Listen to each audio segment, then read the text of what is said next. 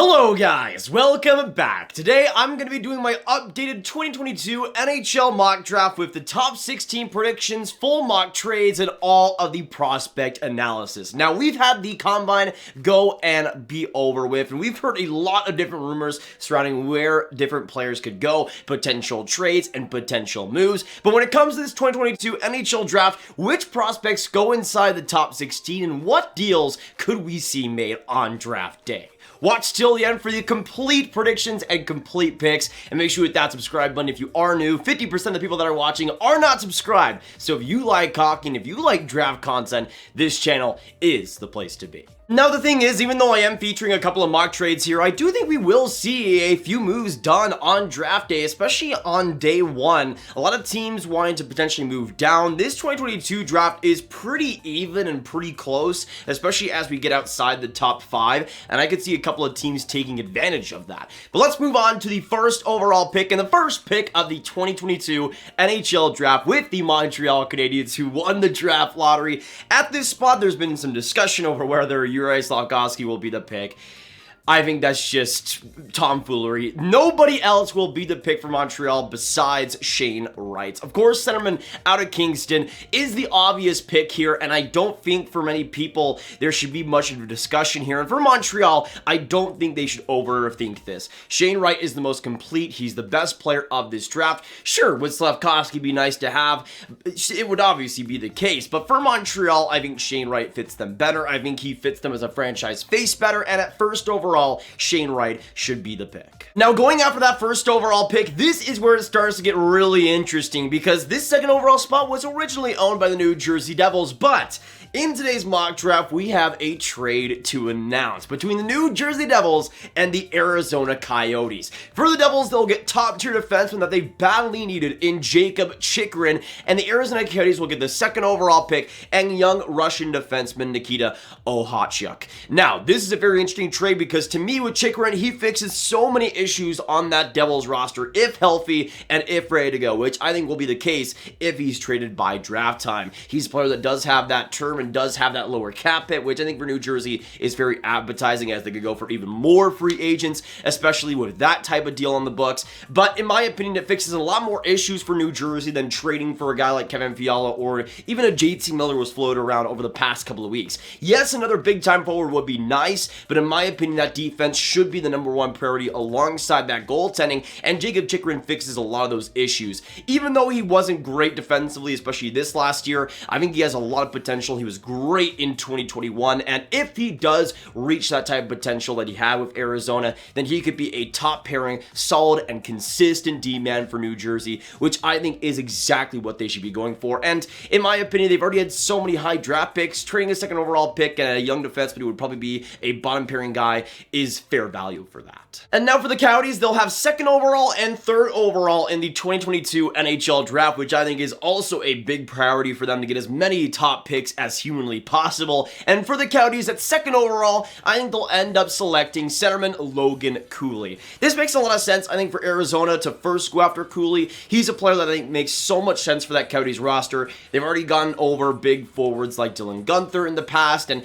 to me, when it comes to Cooley, he provides a lot of what Arizona is going to want to be. A lot of great possession, fantastic play-driving ability, and speed and quickness that is at an all-elite high. This is a player that will be an amazing even strength and even better power play player, and in my opinion, be a generator of offense that the whole Coyotes team can get behind.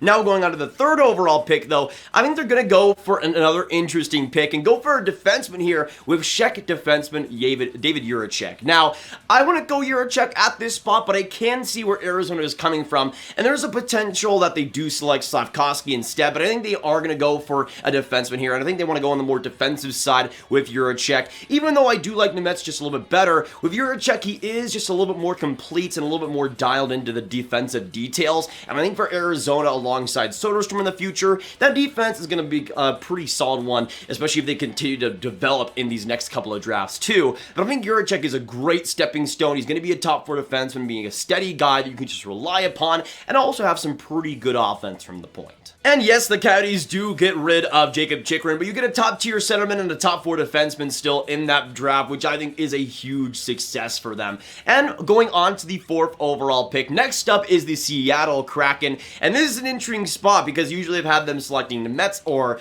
David Jiricek at this spot, and usually having, of course, Slafkovsky inside that top 3. But now if Slafkovsky is still available, I actually think the Seattle Kraken do select him 4th overall. In my opinion, between Seattle and Philadelphia, I think Seattle is way more likely to just select a forward instead of a D-man here, and I think it does make sense for them and their future, even though a guy like Nemec would still be awesome and would still round out that prospect pool better. With Slafkovsky, he's an excellent winger who brings great physical traits, fantastic consistency, one of the best shots, if not the best shot of the entire draft, and a guy that I think on the power play, could play on the penalty kill, could play in a lot of different situations in the future. I don't think is going to be this 80-point guy, but will be a consistent 60 to 70-point guy that gets the job done and brings that physical size, which I think for Seattle is going to be a huge piece of that future. And now moving on to the 5th overall pick and the Philadelphia Flyers. At this spot, I think it's a pretty obvious pick for them. I think they'll go for Slovak defenseman Simon Nemec. Now, Nemec is an interesting one. He fills a lot of the boxes and checks a lot of the boxes that I think Philadelphia is going to want. He is the best puck-moving defenseman of this draft by far, and I think for Philly, they could desperately use that on that defense, but his skating is fantastic, his awareness is great, and his play-driving ability is really consistent too. This is a player that's also playing against men and playing against strong competition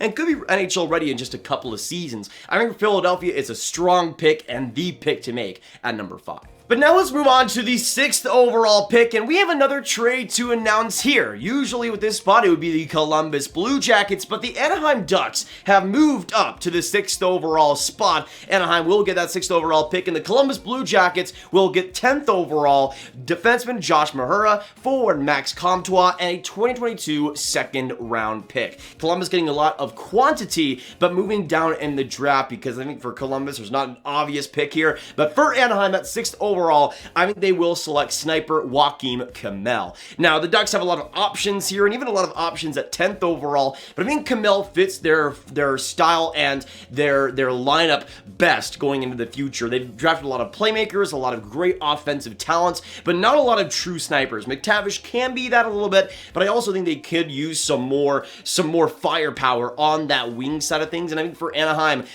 with Kemell, he would absolutely bring that. His shot is one of the best of the draft, and his positioning is also amazing too. This is a player that I could see you putting alongside Trevor Zegras and just getting pure results. He might not be the best overall player of the draft, but he's going to score goals, and that's what Anaheim has drafted him to do.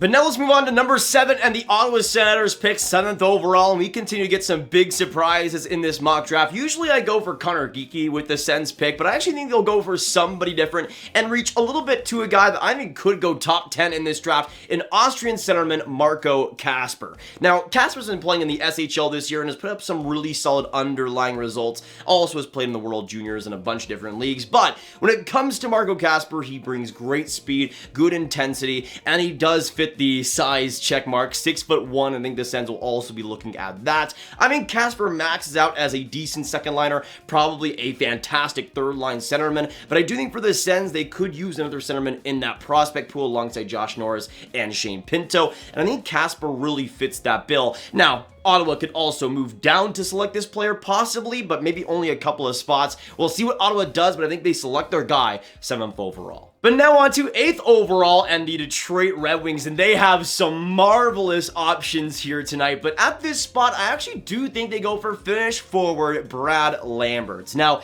in the last one, I had them selecting Matthew Savoie, and that could definitely still be the case. But I think Lambert also fits a lot of what Detroit wants, and at 8th overall, I just have a feeling now that he might might be the pick for them. And personally, I think it would be a slam dunk pick to make. I think Detroit, it might be the only team as well in that top 10 to actually select him, which I think goes in par with this pick. But I think when it comes to the Red Wings, he'd be an excellent second line center for the future of that Red Wings team. And I think in a lot of his struggles in the Finnish Liga and on everything this season happened because of luck. He was great in the World Juniors and showed his speed and skill. And even though there is some size issues and some physical issues there, and even consistency issues, at the same time, his raw talent is among the best of the draft, and I think Detroit will focus on that. Now going on to 9th overall and the Buffalo Sabres pick. Last time I had them selecting Frank Nazar, and at this spot, I also think they go for Nazar too. I still think it's an excellent selection and an excellent fit for the Sabres. They already got a lot of great centermen in that lineup with Cousins, with Middlestat, with Tage Thompson, and I could see Nazar easily fitting alongside Cousins, especially with Nazar being the forechecking, speedy, and just intense forward that makes defenders' lives just so difficult, while Cousins maybe comes in for reinforcements and helps the cycle go. To me, with Nazar, he would fit a lot of what Buffalo is trying to do and a lot of what they are already doing, and I think at 9th overall, it'd be a great pick to make. Going on to 10th overall, though, and now the Columbus Blue Jackets via the Anaheim pick, and at this spot, I think they will go for a D-man here and select Kevin Korchinski. Now, Korchinski is maybe the most electrifying defenseman of this draft, and there is some huge pitfalls there when it comes to the actual game, the overall game, and I think he'll take a long time to get to the pro level and truly succeed at it. But I think once he finds that game again at the pro level, I think he'll be a great power play, solid middle pairing offensive defenseman that just leaves it all on the ice. Solid play driver though, and I think for Columbus, especially with their system, they could use a defenseman and they could use another offensive D-man. And I think Korchinski would be a pretty solid pick, even if he wouldn't be my pick at number 10. But now moving to 11th overall in the San Jose Sharks, to me, Pavel Mintyukov just makes so much and really just too much sense for that lineup. To me, with San Jose, they've drafted pretty forward heavy over these past couple of years, and Mintyukov as a D-man, I think fits a lot of San Jose's style. Just a super agile, super quick, and fantastic puck possession defenseman who is a good play driver, gets out of his zone exceedingly well, and isn't even too bad on defense. He isn't this defenseman that's going to take risks every single time or make risks that he shouldn't make. He's a pretty composed defenseman and makes a lot of the right decisions. Great shot as well at the point, and I think could provide a lot of offense for that Sharks team on the back end. Again, with what San Jose has done over the past decade with Brent Burns and Erik Karlsson and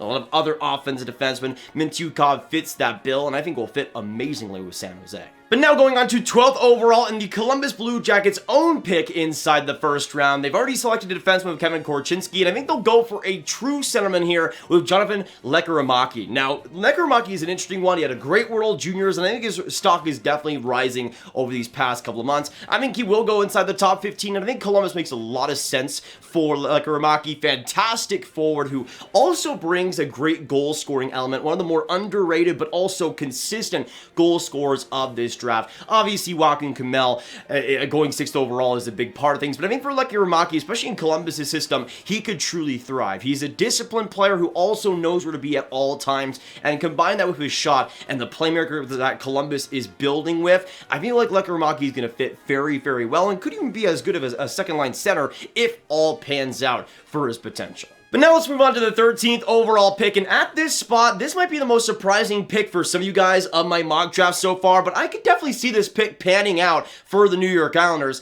At number 13, I'm going to select for them Swiss defenseman Leon Bichsel. Now, Leon Bichsel has quickly become one of my favorite defensemen of this draft. After watching him a lot more over these past couple of months, I really see the potential in him. He was looked at as a mid-second rounder two months ago, but now with a lot of the intangibles and a lot of what he's shown, he's risen quite a bit. And I think 13th overall could be a solid pick for the Islanders. With Leon Bichsel, he's 6'5", amazing wingspan, but also with that size, brings great skating ability, good smarts, and always knows exactly what to do. There is still some refinement to be made in terms of his attack and offense there, but I think as a middle six defenseman who just gets the job done and grinds down opponents, I think for the Islanders, they'll come to love this player. Next up, though, at number 14 and the Winnipeg Jets, most people probably select Denton, Mateychuk at this spot, but at the same time, I think for the Jets, they go for centerman Conor, Geekie. Now, I still think Conor Geekie is probably the most overvalued prospect of this draft, especially